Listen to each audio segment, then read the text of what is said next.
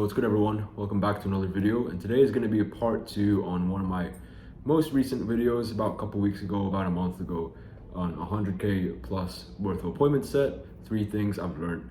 Well, when I say 100k, that's actually a pretty big understatement. It was more like 500k, but we'll leave it at that. I'll be modest. So this is a part 2 because that did pretty well. So I just want to impart 3 more lessons that I learned just being in this game, seeing all the ins and outs, and helping other students really just get started, all the way from beginners, starting from scratch, know nothing about appointment setting, all the way to the seasoned, the seasoned entrepreneurs, appointment setters, etc. Right, the guys who've made progress. So the first thing I learned is, well, this is a part 2. So the first thing about this video that I learned is how important the vehicle slash the offer that you're on, how much that plays a part in your success, right?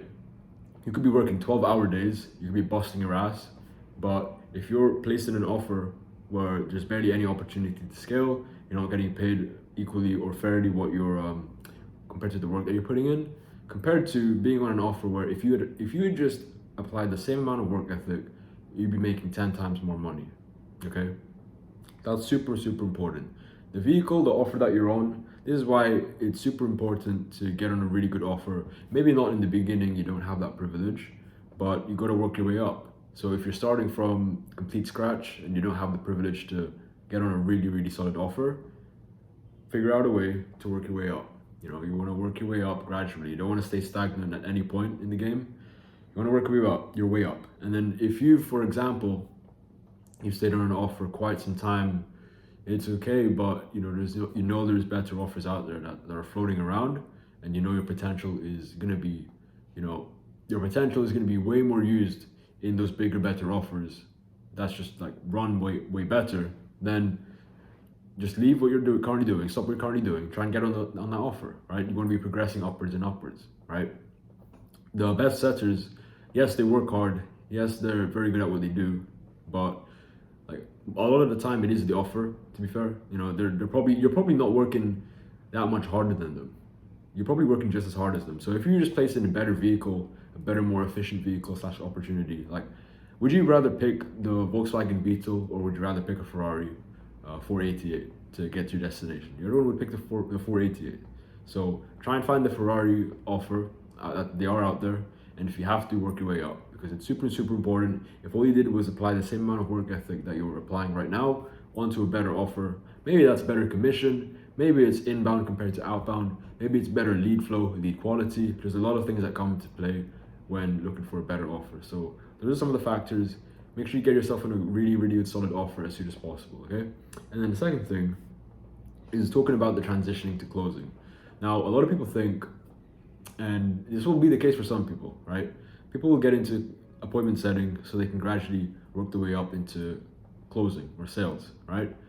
And what people don't talk about is, the transition can be smooth. Some people have a natural knack for sales, but for others, when they go from setting to closing, it's quite a shock, because they'll realize how, there's similarities, but how much different it is. Because now you're hopping on Zoom calls, you're actually talking to people on the phone, real life people. You can't just hide behind a screen anymore and just send DMs all day. That's the first thing. Second thing is sort of what I've just talked about a couple of seconds ago. When you're appointment setting, you pretty much have the freedom all day when you want to work, how you want to work. All you're doing is in the DMs, in the inbox all day, right? Or if you're cold calling, then you have to sit down, do your calls, and then you're done for the day, right?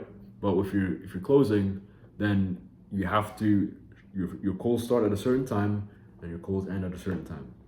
Now, some people might be fine with that because of all the benefits of getting into closing compared to setting. You're making more money, you're making more commission, you're learning the better skill, arguably, and then that'll lead on to a lot of different things down the line. But a lot of people, I feel like, are just better suited for setting, unless they, everyone can change, but I feel like a lot of people, if they just stop lying to themselves, they're probably just better off setting, because, when they start closing and selling, they carry a lot of bad habits. They just feel like it's not for them, and they're going to be making less money doing it. So just know who you are, know what your strengths and weaknesses are, know if you truly actually just want to get into closing, into sales, which I recommend you do. That's the thing.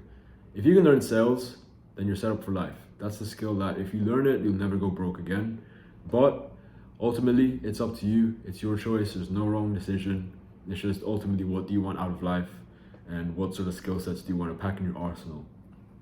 Okay, so if that's staying into setting, that's completely fine. Just make a bag there. If you want to get into closing, that's completely fine there. But just know, for some of you, the transition will not be as clean as some people would make it out to be. It might be, but a lot of it isn't. There's a lot more things you need to learn. You need to learn tonality, you need to learn the sales framework, you need to learn objection handling, you need to learn all this good stuff, right? And you should have fun doing it. It's the game we signed up for, right? So the last thing that I learned these past almost come up to 3 years now in this game is building your personal brand in the progress. In the process. Building your personal brand in the process.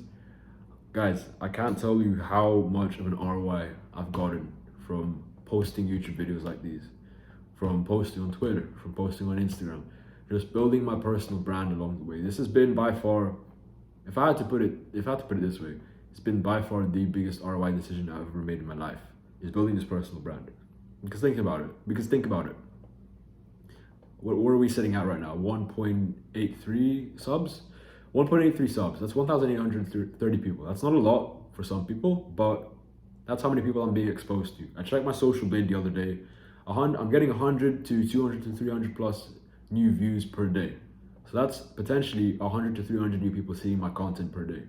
And then if you take a fraction of that, what could that lead to? That could lead to new clients, new customers, new people watching the channel. That could be, like, here's the thing as well.